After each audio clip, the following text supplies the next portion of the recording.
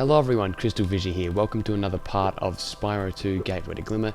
Joining me today is Angus, Nintendo N64, and he won't talk until I literally say the T word. So let's enter Shady Oasis and watch this cutscene.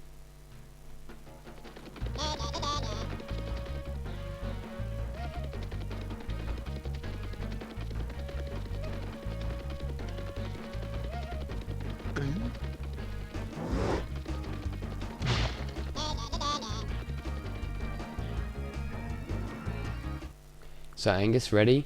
The T word. Okay. So hey Angus, how's it going? Oh fuck, look at all that political commentary there. Oh god, isn't that full of political commentary, CrystalFissure? Agreed. It's all about foreigners. Okay. Spyro. No, I was taking the piss, because... I know, shut the fuck up. Out of this magic berry bush, but I'm just not strong enough. Okay, Shorty. If you charge or flame Shorty actually, one of those yummy berries is interesting for several reasons. First being that he's one of like the only NPCs I can think of in Spyro 2 that actually follows you all the way through the level. Yes. Because like think about it, and like in some, it also happens in like the quote unquote sister level to Shady Oasis Scorch, where the what's his face Greta follows you through the level. But if you think about levels like, I don't know, Idle Springs and Colossus, like the NPCs in those levels, like they meet you at gates and they open up gates for you and stuff, but this guy starts you off at the start of the level and opens up them all the way through the level. That's interesting. interesting. Pretty much like he doesn't teleport like all the other enemies. He doesn't, no. And why are we talking so much about Shorty the Hippo? Shorty's interesting because Shorty, as I have appeared in two people's LPs of this part, I'm quite well versed in this level, and I love to point out that Shorty and the enemies, the friends of this level, are voiced by the lovely lady that voices, Phil and Lil's mum. And I think Phil and Lil themselves, great voice actor. I think it's like I can't remember her name. That's like Katie Sushi, is it? That's it. I think it's Katie Sushi. I think. Actually give it a look. Give it a look on Google or whatever. Type, Phil and Lil. Give that a look. Because Katie Sushi, whatever her name is, gets around. She does a lot of like voices in especially a lot of like Matt Groening's like Futurama, a lot of stuff. Yep, she does. Who's she voicing in Futurama? Yes, it is her. Who does she play in Futurama? She plays like, I don't know, minor characters, like in the episode of Futurama where they have the orphanarium. She plays a lot of the orphans, and she plays like. That's right. She's got such a defining children's voice that sounds so much like Lillian from the Rugrats. It's good. And other voices in this level, I'm pretty sure they don't exist. I think she does all the voices in this level. So there's that. Oh, well, whoever did the voice of the egg thief in Thieves in Spyro 1, I don't know who that was. Probably Mark Cerny or someone. But Ted Price. They're back. And these guys are like the seminal twins or something of the egg thieves or something. They're not really like the egg thieves or themselves. I guess they could be the same race as the egg thieves, which kind of implies that they're not actually like Arab people as they kind of are depicted here. Because obviously that all Arabs are thieves. Yeah, there's political commentary. Not really. But if you think that if they're related to the egg thieves, then they're not actually people. They're some kind of like weird, like alien species or something. Exactly. I shall just talk to Shorty again. Thanks for helping me reach the great berry bush. Now we can eat berries all the time. Here, take this. It's a gift from all of us hippos. Yeah, that voice, so defining, we can now eat berries all the time. Yeah, it's a classic. You stole my bike. You stole my bike. Actually, wait a minute. No, that better not be Kathy Susie. Wait a minute. Bruno. Oh, I'm pretty sure it's not. Like, and Angus, don't be a joking, didn't I? And I used that in the nicest way possible. I love you, Joe. But you talked in the part like literally 25 times, and it was quite funny. But yeah, you have to. Aren't you actually you're talking over important plot points, Fissure? Like these lamp thieves. It is.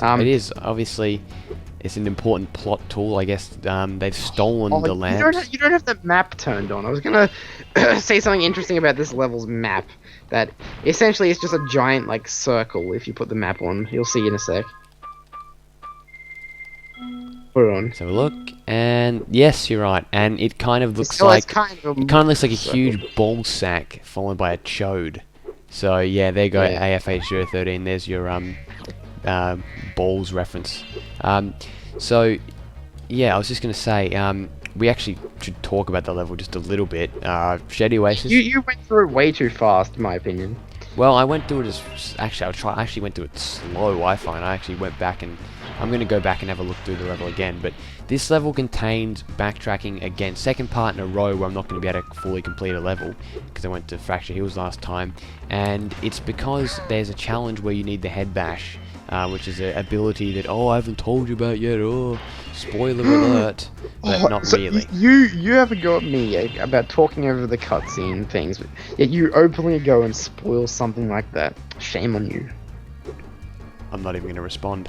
Just like Lucille wouldn't respond when, you know, they called her the C word in Arrested Development. So let's get this as well. There we go. Excellent. They call her Bob Carr, really? What does that mean? I suppose being likened to Carr is a bit of an insult, but I wouldn't take it that bad. Yeah, I suppose, yeah. But, what was I going to say? This, yeah, as Angus pointed out, this level is just a giant circle, really. It's kind of like, it's actually a pretty smart level design. Like, it is pretty cool, actually. I definitely give them credit for that. Yeah, well, this level's entirely indoors, for starters. One of the few levels that are entirely indoors. If you think about it, I guess, for the most part, Aquaria Towers is all indoors, but it's not really. Can you think of any other levels that are entirely indoors at this point? Well, Aquaria Towers isn't really indoors because you can go up into that area. Yeah, that's what I'm saying. It's kind of indoors. Really. Nah, Scorch is obviously completely outdoors. That's a very good question. No, Metropolis isn't. Shit. Is this the only indoor level, completely indoor level in Spyro 2? It couldn't be.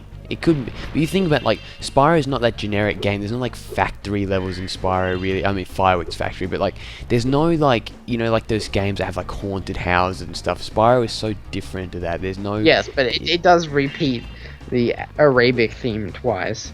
I always thought it was weird that, like, this level wasn't directly following Scorch. I thought it should. I thought that, like, I don't know, Fracture So what? Hills Very similar to how they make it. So Skelos Badlands follows Crystal Glacier because there's glaciers. Well, yeah. With the second homeworld, every level is like a kind of related level to every other level. Except Yeah, we talked about that in Fracture your Hills. LP. You might as well point out the pairings now again. Okay, well, let's point out the pairings. You got Breeze Harbor and Zephyr. They're like warring with each other very explicitly, not as implicitly as another two levels coming up. You got Skelos Badlands and Crystal Glacier, obviously. You got this level and Scorch. Fracture Hills is the only one that doesn't do that, and that's why I thought they should have put Fracture Hills out here, and they should have put this where Fracture Hills is, just to have a bit of nice... So what does Fracture Hills mix with, do you reckon? Oh yeah. No, of course, because of the Thanks again for wait bringing one back sec. the Thanks three again. I don't have anything else to give you. Oh, well, you know, at least you're honest, Bruno. At least you're honest. Thank you. You didn't have to give me anything. I would like an apple though, but yeah, no, actually, no, they are related because of the species. The Earth Shapers are both like different species of Earth Shapers. Oh, from Magma Cone, yeah, that's it. Yeah, So there we go. I guess, you know, it would make sense, really, wouldn't it, to put... Like, because Magma Cone comes, like, slightly before this level. That's true. But, and yet... So maybe if you, if you put, Fracture Hills where Magma Cone is, Magma Cone where this is, and then put this where Fracture Hills was, I think that'd be a better level, like, homeworld design than what they currently have. Yeah, I agree.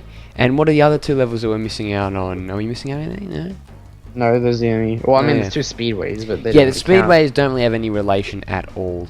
Not that that's a bad thing at all. I'm just gonna... Oh, there we go. Oh, shit, no. Actually, I'm gonna exit portal. I see speedways kind of close, I guess, to Crystal Glacier. It's got the same type of people in it. Oh yeah, that's very true. That's very true. We'll talk about that when we go there. For now, let's watch the cutscene to this wonderful level.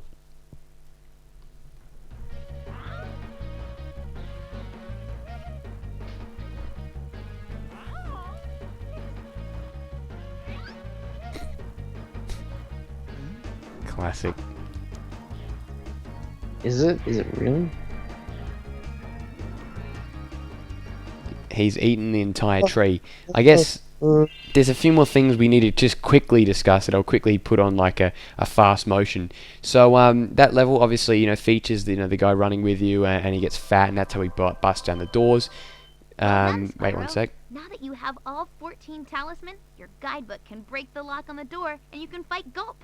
Are you ready?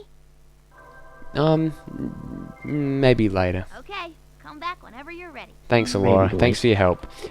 Yeah, so again, the enemies are very unique. You know, they feel similar to Scorch, but at the same time, they're really not, like the ghosting thing. And then the final thing I want to point out is Shady Oasis. I guess not for me anymore because I've been in so many people's LP parts of said game. But it's a very obscure level. It's a very forgotten level in the series. Well, yeah, look at where it's placed. It's like, first of all, most people don't even bother paying the 400 gems, or have it's 400, right, to go there. 400, yep. And to get there anyway, it's like along this path. It's completely like segregated from the rest of the level, like the home world and that kind of stuff. So it's I guess in that way, in that regard, I can see it as being a forgotten level. But anyway, in the next part, we'll go into Icy Speedway, won't we? Yes, we will. And just admire the view. See that? Yeah. Until Fantastic. then, farewell for now, but not forever. Well, and it's pronounced Fandango. Fandango. Fandango. You gotta let the A's breathe, Fissure. Freaky fresh. Cool, cool, Yes. cool.